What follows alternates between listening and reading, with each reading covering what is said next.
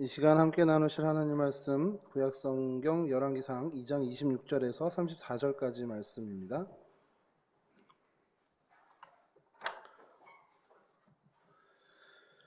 저랑 한 절씩 교독하겠습니다. 열왕기상 2장 26절에서 34절까지 말씀입니다. 왕이 제사장 아비아달에게 이르되 내 고향 아나돗으로 가라. 너는 마땅히 죽을 자이로되 내가 내 아버지 다윗 앞에서 주 여호와의 궤를 메었고 또 내 아버지가 모든 환난을 받을 때에 너도 환난을 받았은즉 내가 오늘 너를 죽이지 아니하노라 하고 아비아달을 쫓아내어 여호와의 제사장 그를 강하니 여호와께서 실로에서 엘리의 집에 대하여 하신 말씀을 선문하게 합니다. 그 소문이 요압에게 들림에 그가 여호와의 장막으로 도망하여 제단불을 잡으니 이는 그가 다윗을 떠나 압살롬을 따르지 아니하였으나 아도니아를 따랐음이더라. 어떤 사람이 솔로몬에게 이르되 여호와의 장막으로 하여 제단 밑에 있나이다. 솔로몬이 여호와의 아들 분하야에게 이르되 너는 가서 돌을 치라. 분하야가 여호와의 장막에 이르러 그에게 이르되 왕께서 나오라 하시느니라. 그가 대답하되 아니라 내가 여기서 죽겠노라. 분하야가 돌아가서 왕께 아뢰어 이르되 요압이 이리이리 내게 대답하더이다. 왕이 그의 말과 같이 하여 그를 죽여 먹으라. 여호와의 아버지 그의 길을 나와 내 아버지의 집에서 내가 제하리라. 여호와께서 요압의 피를 그의 머리로 돌리실 것은 그가 자기보다 의롭고 선한 두 사람을 쳤음이니 곧 이스라엘 군사령관 넬의 아들 아브넬과 유다 군사령관 예델의 아들 아마샤를 칼로 죽였음이라. 이 일을 내 아버지 다윗은 알지 못하셨나니 그들의 죽은 영광이 요압의 머리와 그의 자손의 머리로 받은 자고 다윗과 그의 자손과 그의 집과 그의 왕이 여호와께로 말미암은 영광이 영원히 있으리라. 함께 하시죠. 여호야다의 아들 분하야가 곧 올라가서 그를 쳐 죽임에 그가 광야에 있는 자기의 집에 매장되니라. 네, 아멘. 오늘 성경 속 인물 저희가 함께 살펴볼 인물은 요압이라는 사람입니다. 요압의 이름 뜻을 먼저 좀 말씀드리면 여호와는 아버지시다. 하나님 아버지라는 뜻을 갖고 있습니다. 요압을 표현할 때요, 우리 성경을 이제 보시면 아시겠지만 계속 수르야의 아들 이렇게 좀 표현이 됩니다. 근데 대개가 보면 성경에서 아버지 이름을 주로 하잖아요. 근데 이 수르야는 요압의 어머니 이름입니다. 왜 그런지는 잠시 뒤에 좀 말씀드릴게요. 그 형제가 있었는데 아비새가 있었고 아사헬이 있었고 형제를 굉장히 끔찍히 생각했던 사람입니다. 그래서 그로 인해서 사실 오늘 여기 본문에 저희가 읽었지만 넬의 아들 아브넬을 죽이게 되는 일도 그 동생이 그 아브넬에게 죽은 그 일 때문에 복수심에 좀 이렇게 그 선택을 하게 되는 부분이 있는데요. 가족 관계가 좀 중요한 사람이긴 해요. 그래서 여호와는 아버지시다라는 뜻을 가진 스루야의 아들로 아비새와 아사엘이라는 형제를 가지고 있었던 사람입니다. 이게 그의 어떤 가족 관계면 결정적으로 예를 들어서 요압은 누구야라고 했을 때 그냥 대표적인 설명은 다윗의 군대 장관이야. 이게 제일 대표적인 그의 이력 사항일 수 있습니다. 요압을 준비하면서요, 좀 안타까운 게 이제 잘 아시겠지만 결말이 좋지 않잖아요. 오늘 저희가 읽은 것처럼. 근데 계속 읽으면서 떠오르는 인물이 또 하나 있었습니다. 제가 드라마를 좀 좋아하다 보니까 정도전이라는 드라마에 자꾸 정도전이 오버랩이 되는 거예요. 야, 조선의 개국 공신이었는데 결국 태종 이방원에게 이제 뭐 반대편에 서면서 그 선택 하나로 사실은 이제 숙청을 당하게 되잖아요. 뭐 그것과 상황이 딱 맞아 떨어지는 건 아니지만 그만큼 존재감이 있었던 사람이 다윗 왕국 시절에는 요압이었습니다.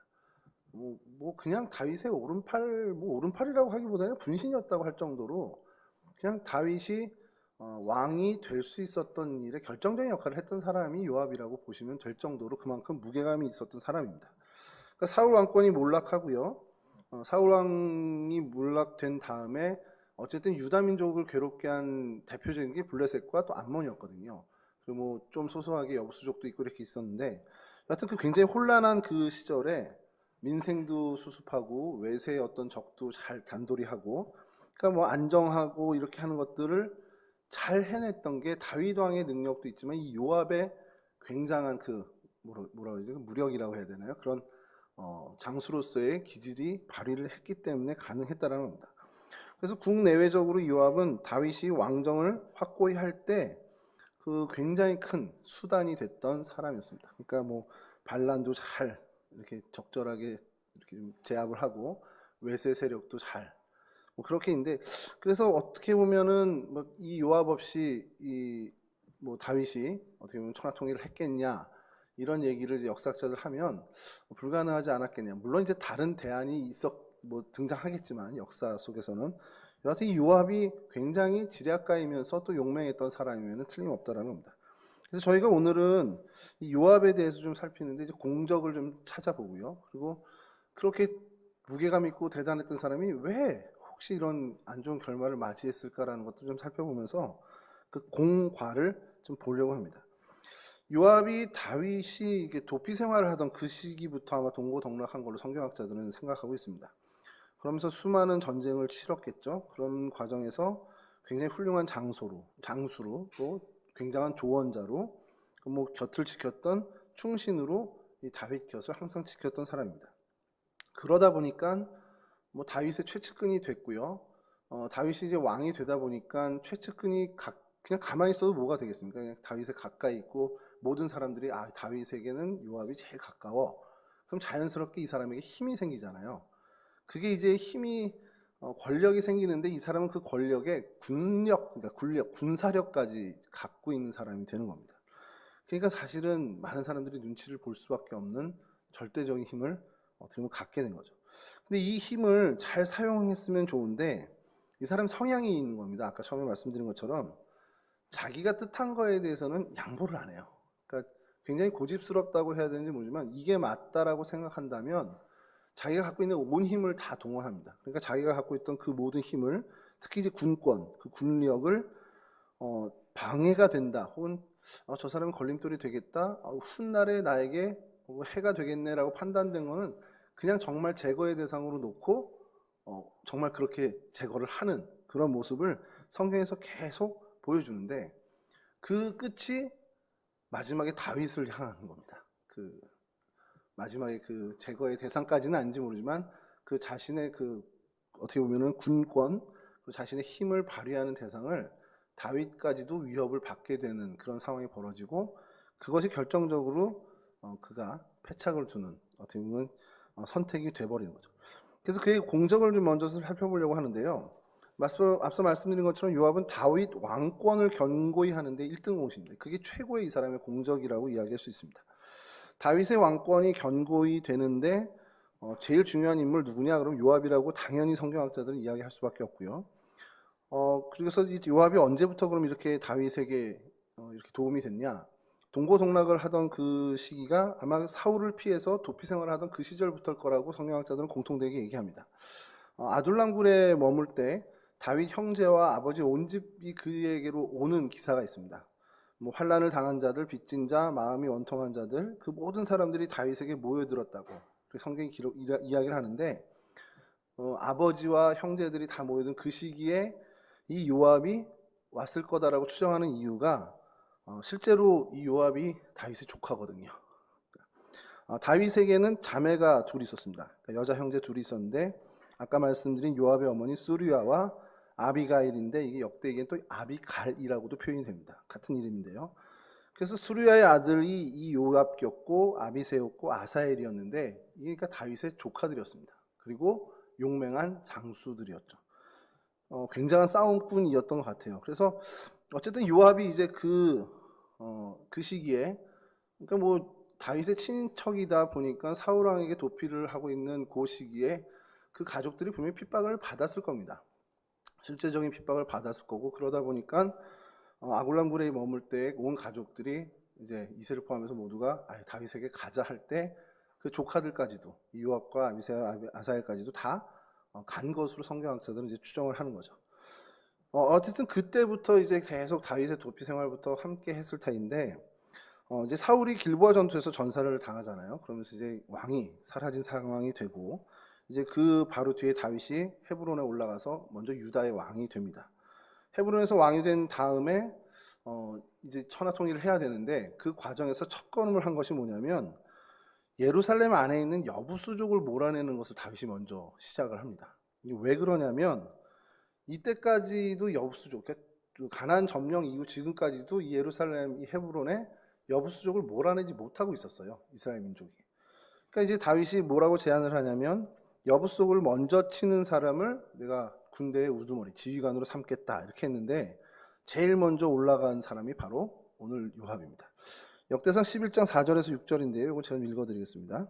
다윗이 온 이스라엘과 더불어 예루살렘 곧 여부스에 이르니 여부스 땅의 주민들이 거기서 거주하였더라. 여부스 원주민이 다윗에게 이르기를 내가 이리로 들어오지 못하리라 하나 다윗이 시온산성을 빼앗았으니 이는 다윗성이더라. 다윗이 이르되 먼저 여부스 사람을 치는 자는 우두머리와 지휘관으로 삼으리라 하였더니 스루야의 아들 요압이 먼저 올라갔으므로 우두머리가 되었고. 이게 성경의 기사입니다. 그러니까 역대기는 요압이 이런 사람이다라는 걸 좀 이렇게 표현을 하는 거죠. 여러분 이게 별일이 아닌 게요. 이스라엘 역사에서 이 여부수족을 몰아냈다라는 건 전무후무한 일이 된 겁니다. 그 일을 요압이 한 거고 다윗 정권, 그러니까 다윗 정부 때 했다라는 거예요. 그걸 이제 역대기에서는 다윗의 업적을 좀 더 기려야 되는 부분이니까 이렇게 했는데 그래서 요압이 이 군대 장관이 된 거야라는 굉장한 당위성을 부여하는 겁니다. 그 당위성을 부여하는 게 이 여부수족을 몰아낸 정도야라고 이렇게 얘기하는 거죠. 저희가 볼 때는 여부수족 몰아낸 게 뭐가 그렇게 대단해 이렇게 할 텐데 이제 그런 무게감으로 얘기를 하고 있습니다. 그래서 초기 이스라엘 군대의 장관이 됐는데 사실은 솔로몬이 왕이 되고 이제 솔로몬 반대편에 서기 전까지 사실 요압은 이 군력을 계속 갖고 있었던 사람입니다. 그러니까 무소불위의 권력을 행사했다라고 보시면 됩니다. 오죽하면은 뭐 잠시 때는 살펴보겠지만 다윗이 이 스루야의 아들 이 녀석들을 내가 어떻게 하질 못하겠다라고 하소연하는 표현까지 나옵니다. 좀 이따 좀 보겠습니다. 여하튼 여러분 그렇게 이제 요압이 이 여부수족을 몰아내는 그런 어떤 모습들을 보고 다윗의 왕권을 강화하는데 결정적인 역할을 한 사람이다라는 것이 그의 첫 번째 공적이 되는데 두 번째 그의 공적이 뭐냐면 내부 반란을 아주 적절하게 진압했다라는 겁니다. 다윗이 이제 그 왕권을 갖고 계속해서 이렇게 이 왕권을 유지하고 강화해 가는데 큰 반란 세 건이 일어나요. 뭐 아브넬 반란, 그리고 압살롬이 반란을 일으키고 그리고 세바라는 사람이 또 반란을 일으킵니다. 그래서 그 두 건, 뒤에 두 건의 압살롬의 반란과 세바의 반란을 이 요압이 거의 그냥 잠재우죠. 잠재우게 되는데 이게 사실은 공적이면서 동시에 이 나중에 이 요압의 발목을 잡는 일이 사실 되기도 합니다. 그래서 어쨌든 이 내부 반란을 아주 확고하게 잘 진압했다는 점이 이 요압의 공적으로 두 번째 공적으로 이야기할 수 있고요. 세 번째 큰 공적은 이스라엘 주변 세력을 정리를 하는 겁니다. 그러니까 정복하면서 또 적절하게 협상도 하고 하면서 어떻게 보면은 이 이스라엘이라는 나라가 당시 이제 중동의 어떤 패권국으로 성장하게 되는 굉장히 결정적인 역할을 합니다. 외세 세력을 진압하고 또 정복하는 데 굉장히 영향력을 발휘하는데 당시에 모압, 에돔, 블레셋, 소밧, 하바, 아말렉 다 어떻게 보면 정복을 하면서 군대 장관으로서 그걸 다 적절히 골칫거리였던 걸 다 해결을 하고 아까도 말씀드린 것처럼 블레셋과 쌍벽을 이뤘던 골칫거리가 암몬이었는데 이 암몬을 제거합니다. 근데 이 제거하는 기사를 성경에서 좀 의도적으로 좀 요압이 이런 사람이라는 걸 보여주는 것이 암몬의 수도가 랍바성이라는 곳이 있습니다. 랍바성을 점령을 해요. 요압이 점령한 거죠. 그 군대를 이끌고 와서 점령했는데 이 요압이 참 재미난 게 점령을 다 부셔놓고 입성을 하지 않는 겁니다. 입성을 하지 않는 이유가 다윗에게 이제 연통을 넣어서 먼저 와서 왕이 입성하라는 거예요. 그러면서 이제 하는 얘기는 내가 입성을 해서 혹시 이게 내 이름을 딴 성이 될지도 모른다 이거죠. 왜 그 여부수 좀 몰아내고 헤브론 했을 때 예루살렘이 다윗성이라는 이름이 붙여지거든요. 그거를 연상케 한 건지는 모르지만 그러니까 이제 다윗이 다시 군대를 이끌고 와서 진짜 다윗이 입성을 합니다. 그러니까 그런 왕에 대한 엄청난 배려, 사실은 뭐 전장에서 그렇게 뭐 승리를 하고서 입성해서 뭐 약탈을 하든 뭐라든 그건 아무 문제가 되지 않는데 그렇게 왕을 배려하는 충성스러운 모습을 보이는 그것까지도 되게 잘하는 사람이라는 거예요. 그러니까 왕의 권위를 확실하게 올려줄 수 있는 그런 사람이었다라는 거. 그러니까 그런 모습을 성경에서 굳이 이렇게 좀 기록을 하고 있죠. 이거는 뭐 그냥 제가 좀 읽어드리겠습니다. 사무엘하 12장 26절에서 31절에 나오는 이야기인데, 제가 그 28절 한 절, 이제 왕은 그 백성의 남은 군사를 모아 그 성에 맞서 진치고 이 성읍을 쳐서 점령하소서. 내가 이 성을 점령하면 이 성읍이 내 이름으로 일컬음을 받을까 두려워하나이다. 이렇게 다윗에게 얘기하면서 다윗으로 하여금 이 라빠성에 와서 직접 입성하게 하는 그런 모습을 보입니다.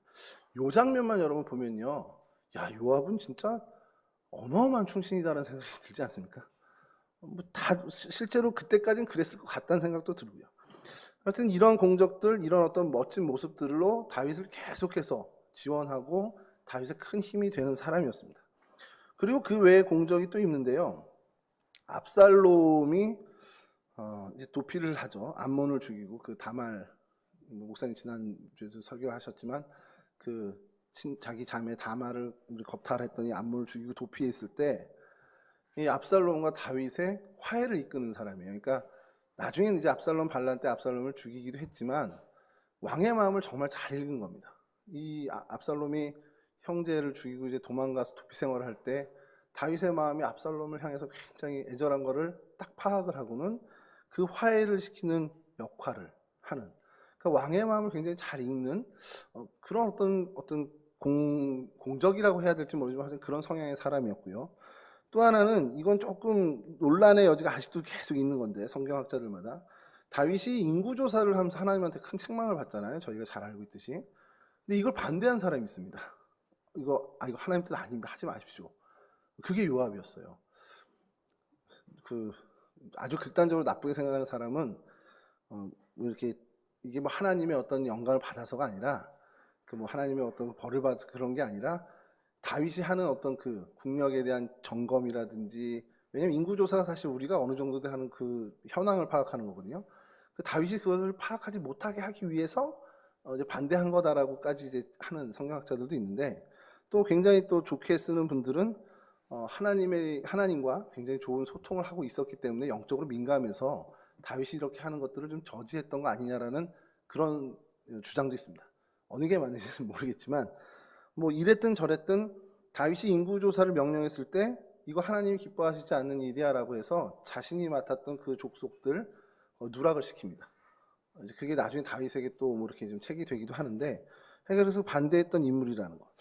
이런 어떤 모습들을 보면서 이 사람이 한편 어쨌든 간 굉장히 뛰어난 사람이었고, 또 이게 말씀드린 것처럼 인구조사라는 이 부분이 하나님 뜻에 어긋나는 거야라는 정말 영적인 예민함이나 민감함까지 갖고 있었던 사람이라면, 그가 다윗을 열심히 도왔던 것이 그냥 어떤 사람으로서 자기의 출세나 이런 야욕이 아니라 신앙적으로도 어떻게 보면 이 사람이 이런 동기부여가 됐겠구나라는 것을 평가할 수 있다라는 거죠.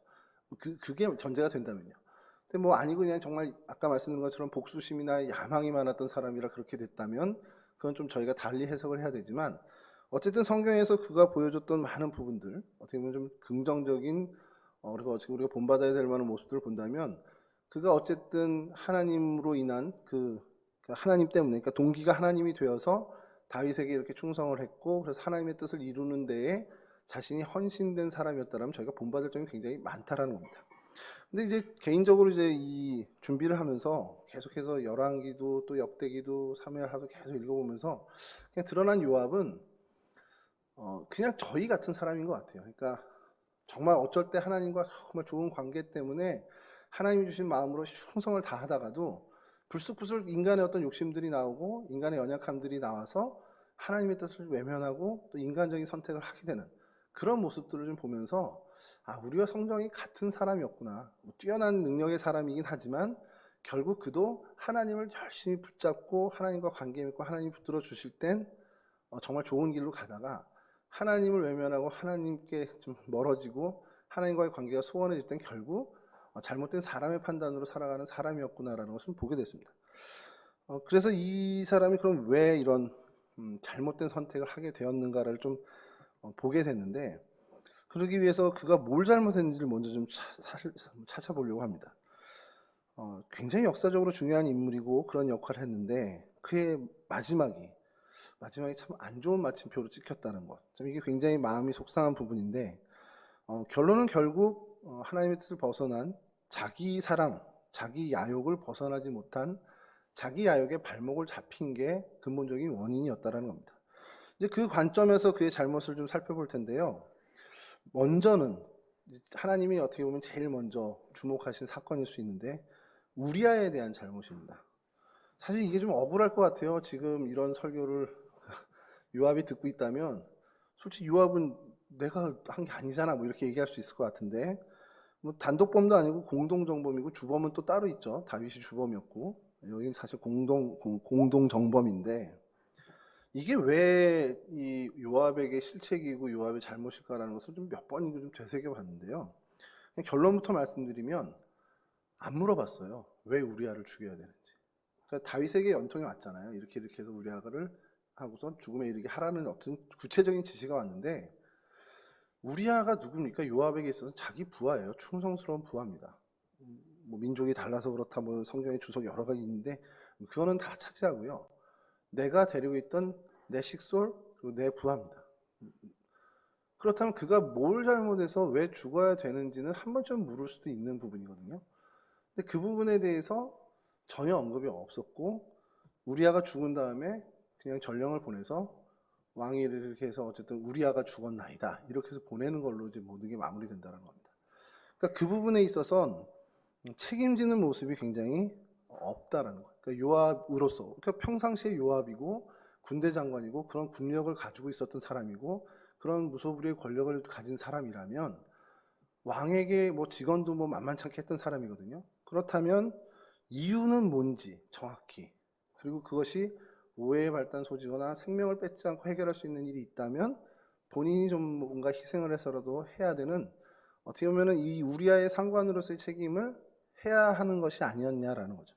근데 그런 거 전혀 없이 그냥 왕이 시키니까 했다라는 식의 어떤 그런 부분들. 그러니까 이런 부분을 보면서 저희도 그런 생각을 해야 되는 것 같은 게 내게 하달된 명령이라고 해도 그 명령이 앞뒤 좌우 어떤 상황이고 이런 것들은 좀 파악할 필요가 있다는 겁니다. 이게 왜 명령이 하달됐는지 그걸 찾아내고 어떤 오해가 있었는지 아니면 다른 어떤 방법이 있는지 그런 것들을 좀 찾아보려고 하는 의지가 있냐 없냐가 하나님이 보시는 기준이 되지 않을까라는 생각을 해보는 겁니다. 근데 요압에게는 전혀 그런 게 없었다는 것. 왜 그럴까? 그럼 이 순간에도 그는 결국 자신의 유익, 자신의 입장 이게 최우선순위였기 때문에 다른 이들 특히 우리아의 아픔이나 괴로움에 그가 받아야 할 희생에는 별로 관심을 두지 않는 모습을 보였다는 겁니다. 이랬든 저랬든 자신을 믿고 따른 부하 장수가 이렇게 억울하게 죽음을 당했다는 것이 이 요압에게 책임이 전혀 없다라고 하나님은 하지 않는다라는 것. 그리고 이게 그에게 굉장히 치명적인 과가 됐다라는 것들을 우리가 좀 되새길 필요가 있다는 것이죠. 두 번째로 그의 드러나는 잘못들, 성경에서 드러난 잘못들은요, 권력을 좀 남용했던 부분들입니다. 압살롬이 반역을 일으켰습니다. 지난주 금요일 목사님 설교 때도 좀 저희가 좀 살펴본 부분이긴 한데, 근데 압살롬이 자기에게는 뭐 이렇게 뭐 친인척일 수도 있고 아직 뭐 반란자일 수도 있지만 내가 모시는 왕의 아들입니다. 왕에게 있어서는 아들이죠. 그 다윗이 얘기 안 한 것도 아니잖아요. 생명만은 좀 살려놔라. 죽이진 말아라. 그렇게까지 얘기를 했거든요. 근데 그렇게 말 잘 듣던 요압이 그 말을 어깁니다. 왜 어겼을까? 그거는 뭐 이제 모든 주석들이 공통적으로 얘기하는 게 훗날에 압살롬은 분명히 위험 요소가 될 거라는 판단을 했다라는 겁니다. 그래도 왕이 내가 모시는 왕이 야 내 아들이니까 그냥 죽이지만 마라. 어떻게 뭐 가둬두고 평생 해도 상관없으니까 죽이지만 마라. 이렇게 얘기를 했는데 죽여버리잖아요.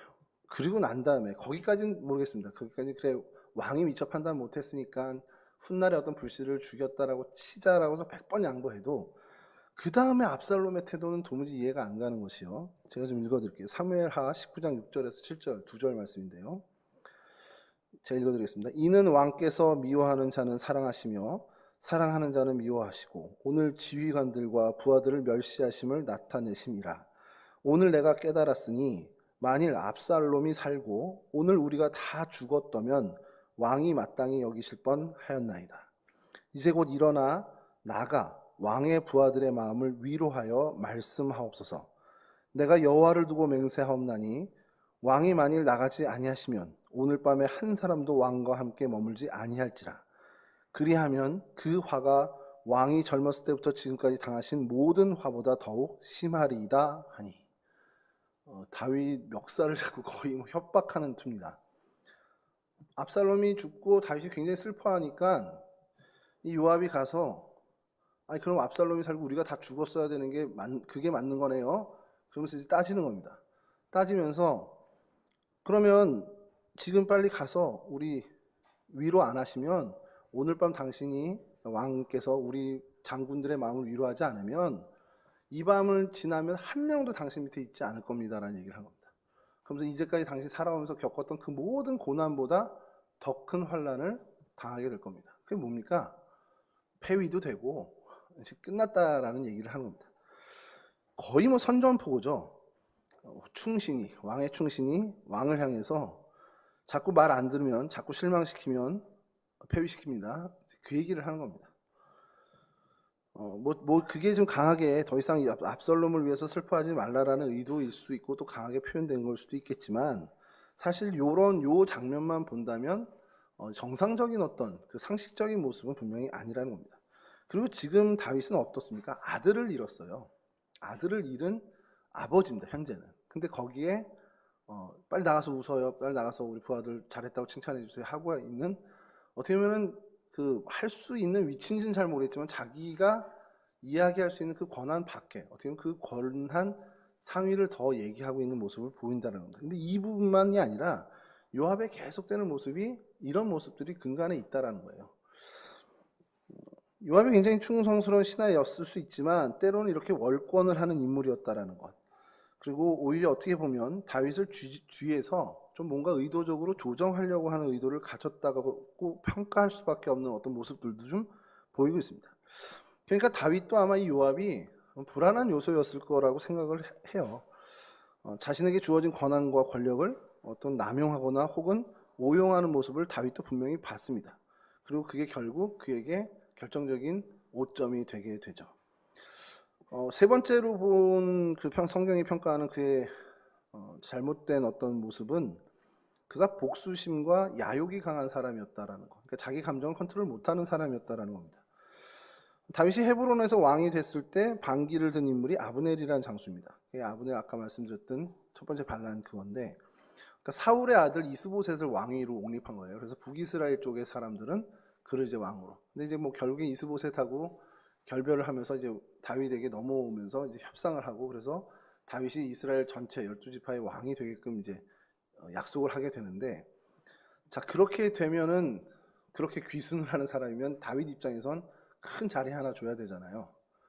이렇게 남유다와 북이스라엘이 이제 정말 진정한 이제 한 왕국이 되는, 헤브론에서 7년 유다 왕으로 있다가 이제 이스라엘 전체 왕이 되는 상황인데, 그러니까 이 아브넬에게 좋은 자리를 줘야 되는 게 맞죠. 그럼 이거는 뭘 얘기하는 거냐? 요압에게는 안 좋은 일인 겁니다. 근데 이 아브넬이 마침 요압의 동생을 또 죽였단 말이에요. 그러니까 요압이 이게 명분이 되는 겁니다. 내 동생을 죽였지. 근데 그게 사실은 본인은 명분이지만 모두가 동의할 수 없는 게 전쟁에 나가서 전장에서 죽은 거거든요. 뭐 암살을 당한 것도 아니고 뭐 이렇게 좀 속아 넘어간 그런 것도 아니고, 그런 상황에서 명분을 스스로 사고 이 아브넬을 죽입니다. 근데 다윗이 이거에 막 붕괴를 하는 거죠, 나중에는. 이렇게, 아니, 협상하러 와서 협상이 다 잘 되고 화친이 끝났고 이제 나라가 통합되게 됐는데 죽였어요. 내 오른팔이. 이건 뭐 있을 수도 없는 일이죠. 그리고 다윗이 그것 때문에 한탄을 하게 되는 부분입니다. 이게 굉장히 이제 회오리가 이제 일어나는 일이 되는데, 그래서 다윗이 이렇게까지 얘기합니다. 사무엘하 3장 27절에 30절 부분인데 제가 그냥 이건 띄우지 마시고 제가 읽어드릴게요. 29절인데요. 그 죄가 요압의 머리와 그의 아버지의 온 집으로 돌아갈지어다. 또 요압의 집에서 백탁병자나 나병환자나 지팡이를 의지하는 자나 칼에 죽는 자나 양식이 떨어진 자가 끊이지 아니할 것이로다 하니라. 그러니까 다윗이 이렇게까지 저주를 합니다. 너무 막 심각한 거죠. 이렇게까지 나를 방해한다. 너 이렇게까지는 감정 조절을 못하는 사람이구나. 이런 식의 어떤 그 하소연을 저주로 풀어내죠. 어쨌든 이런 모습들을 우리가 요압에서 보면서요, 그 아브넬을 이제 살해하는 그런 모습. 그리고 또 하나 아까도 말씀드렸던 반란을 제압했던 압살롬의 반란. 그건 아까 말씀드린 것처럼 결국 압살롬까지도 죽이게 되는 그런 모습을 보게 됩니다. 근데 이제 그 이후에 압살롬이 반역을 했을 때 압살롬이 또 군대 장관을 아마샤라는 사람을 세워요. 그 압살롬을 죽인 것도 또 이제 문제인데 그 이후에 그 아마샤라는 사람을 수용을 하려고 합니다. 이제 채용을 하고 어떻게 보면 이게 화합 차원에서 다윗이 대화합 차원에서 왜냐면 압살롬 쪽으로 넘어간 장군들도 세력들도 많았거든요, 실제로. 그러니까 그 사람들을 포용해야 된다라는 부담감 때문에라도 이 아마사를 이제 품게 됩니다. 그러면서 이제 이렇게 얘기를 해요. 사무엘하 19장 13절인데 이건 좀 보겠습니다. 너희는 또 아마사에게 이르기를 너는 내 골육이 아니냐 내가 요압을 이어서 항상 내 앞에서 지휘관이 되지 아니하면 하나님이 내게 벌 위에 벌을 내리시기를 바라노라 하셨다 하라. 그러니까 이 요압이 군대 장관이고 이제 은퇴시키고 이제 아마사 네가 이어서 군대 장관을 해야 되지 않겠냐.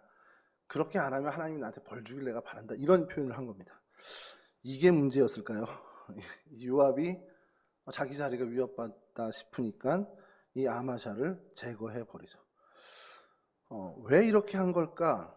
물론 표면적으로 보면은 반란군이잖아요. 반란군의 수괴였습니다. 반란군의 수괴를 제거하고 어떻게 보면 멀리 내다봐서 분란의 불씨를 제거하는 것, 이게 명분이 됐어요. 그렇게 볼 수 있습니다. 근데 실제는 뭐였냐? 그냥 월권을 한 겁니다. 요압이.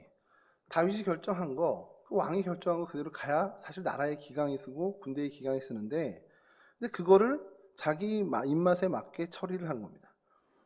이게 왜 이러냐? 결국 요압이 그 굉장한 권력욕을 갖고 있었다는 거죠. 아브넬을 죽일 때도 남북이 평화로이 통일되면 자신의 위치가 위협받을 것 때문에 내 위치, 내 자리, 내 권력, 이거 손상받을 수 있어. 그 이유고요. 아마샤를 제거할 때도 마찬가지입니다. 이거 굉장한 경쟁자가 되는 거예요. 야, 이거 계속 나랑 이게 경쟁되겠네? 저 크기 전에 잘라야 되겠다. 이 모든 것들, 그런 걸로 인해서 숙청의 칼날을 뽑아 올린 겁니다. 그러니까 명분을 뭐라고 얘기해도 결국 근본은 자신의 야심, 자신의 야욕이었다라는 거죠. 여러분, 이게 왜 우리에게 교훈을 주냐면, 신앙과 어떤 명분과 도리와 어떤 정의, 우리가 그걸 쫓아서 살아가잖아요. 하나님의 뜻을 쫓고, 진리를 쫓고, 복음의 삶을 살고, 그 모든 우리의 신앙의 여정을 살아갈 때 뭐가 제일 방해가 되겠습니까? 내 욕심이라는 겁니다. 내 생각, 나를 위하는 마음, 내 판단. 요압이 그랬다라는 겁니다. 개인의 복수심일 수도 있고 야욕일 수도 있는데 그것이 자신이 마땅히 해야 할 자신의 원래 가져야 하는 그 길을 방해하는 결정적인 요소가 됐다는 겁니다. 그렇게 해서 결국엔 나를 위하는 일을 선택하다 보니까 그것이 결국 나중에 하나님의 뜻을 저버리는 일까지 어긋나게 되고 결국 하나님께서 그를 벌하시고 심판하시는 자리까지 내몰리고 마지막 비극적인 마침표를 찍게 된다는 것이죠. 그래서 결국에 요압은 어떤 평가를 받는 인물이 됐냐? 반역의 인물로 돼버린 겁니다. 이런 어떤 자신의 야망, 자신의 야심을 쫓다 보니까 결국 그것이 마지막에 다윗을 어떻게 보면 반역하는, 다윗의 뜻을 완벽하게 저버리는, 그러니까 뭐 지시한 거 잘 어긋나고 지시한 거 뭐 잘 안 지키고 이 정도가 아니라 완전히 정반대해서 다윗을 무너뜨리려고 하는 입장까지 서게 되는 거죠. 잘 알고 있는 오늘 본문 읽은 것처럼 솔로몬이 이제 택정 받았을 때 솔로몬 반대에 서서 사실은 다윗의 모든 뜻, 다윗 왕조를 사실은 이제 반하는 입장을 서게 됩니다. 그 어떤 모습으로 결국에 멸망의 길로 들어서게 됐는데 자기 자신의 꾀에 넘어갔다 이렇게 평가를 해야 하는 건지 아니면 뭔가 순간적인 착각으로 인해서 그가 판단이 흐려져서 이렇게 된 것인지. 근데 이제 제가 이렇게 보면서 개인적으로 그냥 드는 생각이 이게 내 욕심과 내 생각과 내 입장을 조금 걷어내면 요압은 이런 선택을 분명히 하지 않았을 거라는 가능성이 보이는 거예요. 그러니까 이게 근데 요압만의 문제가 아니라 저 자신의 문제가 되겠다는 생각이 들더라고요. 이렇게 선택의 기로에 섰을 때 어느 게 하나님 뜻이지? 어디가 하는 게 하나님 뜻이지? 정말 모르겠네 하는 게 사실 우리 별로 없어요. 저도 그렇고 여러분들도 그렇고요. 인생 살다 보면 선택의 기로에 딱 섰을 때 조금 우리의 감정을 추스리고 조금 한 발 물러서고 조금 시간을 두고 그것을 바라보고 기도하면서 말씀에 비춰본다면 하나님의 뜻은 이쪽 정확히 보입니다. 사실 보일 경우가 훨씬 많습니다. 예를 들어서요. 이렇게 어떻게 좀 있는데 이게 어느 게 좀 하나님 뜻일까? 성경에 나오는 얘기가 아니고 이거 내가 좀 청소를 하는 게 맞나? 아니면 이따 청소하는 게 맞나? 이렇게 하고 있을 때 내가 조금 더 땀 흘리는 쪽이 진리에 가깝습니다. 항상 보면 내가 조금 손해보고 내가 조금 땀을 더 흘리고 내가 조금 먹을 거 하나 덜 먹는 쪽이 하나님의 뜻일 경우가 훨씬 더 많잖아요. 뭐 근데 저만 알겠으면 여러분 더 잘 아시겠죠? 우리가 왜 자꾸 정말 조금만 생각해보고 조금만 우리가 한 발 멀리 떨어져서 보면 다 아는 것들을 왜 그 순간에 자꾸 우리가 선택을 잘못할까? 요압을 보면서 그 답을 알아낸 겁니다. 결국 내 생각, 내 욕심이 그때 판단을 못하게 하는구나. 여러분 다윗에게 어떻게 보면 의지하고 또 다윗도 의지하고 하는 그 모습으로 몇십 년을 같이 온 거잖아요. 근데 그러면 그 관성만으로도 그는 올바른 선택을 계속해서 갈 수 있는 사람입니다. 그러니까 하던 대로만 하면 되는 거예요. 내가 살아왔던 대로만 해도 사실 다윗과 계속해서 좋은 관계로 갈 수 있는데 왜 뭐가 자꾸 껴서 이게 자꾸 어긋나고 자꾸 그가 결국엔 마지막에 안 좋은 선택을 하게 되냐? 아무리 성경을 뒤지고 찾아도요. 결국 그의 욕심밖에 설명이 안 됩니다. 그러니까 내 욕심을 내려놓고 내 욕심을 조금 접고 내 욕심을 잠깐 저 장롱에다가 숨겨놓고 이런 것이 굉장히 중요할 수밖에 없다라는 게 우리 인생의 마침표를 어떻게 찍냐를 결정지을 수 있는 이유까지도 된다는 겁니다. 요압을 이제 설명할 때 다윗의 군대 장관이라고 요압을 인물 설명을 그렇게 하는데 요압을 어떻게 보면 이 복음이나 설교자들이 설교할 때는 뭐라고 얘기하냐면 쓰임받다 버림받은 사람이라고 써요. 이게 정말 슬픈 일이잖아요. 아예 쓰임을 안 받아서 그냥 원래 하나님을 모르고 살았다는 모르겠는데 정말 유용하게 성경의 그 어떤 인물보다도 정말 유용하게 쓰임받던 사람인데 그의 마지막은 버림을 받았다는 겁니다. 근데 그 이유는 단 하나예요. 그의 욕심. 그의 어떻게 보면은 자기 판단. 여러분 이렇게 요압을 우리가 본다면 우리는 요압을 통해서 분명히 교훈을 얻어야 된다는 겁니다. 하나님께서는 얼마나 많은 일을 했니? 또 어떤 정말 업적을 세웠니? 너 공이 뭐야? 이런 거를 중요하게 여기시는 게 아니라 너 끝까지 했니? 너 끝까지 신실했니? 너 끝까지 충성했니? 큰 거 안 해도 상관없고 아무런 어떤 열매가 정말 미비하게 보이고 열매가 심지어 없는 것처럼 보일지라도 너 그거 그냥 끝까지 신실하게 간 거 맞지? 이거를 보신다는 거예요. 그러니까 요압이 그런 어떤 공적을 크게 의미 있는 공적을 세운 건 그게 설령 없었어도 다윗의 곁에서 하나님의 뜻을 쫓아서 그냥 끝까지 옆에 있었기만 해도 지금 요압의 결과와는 전혀 다른 평가를 받는 사람이 될 수 있었다는 겁니다. 아무리 많은 업적을 남긴들 사실 그것이 하나님 보시기에 뭐 얼마나 대단하겠습니까?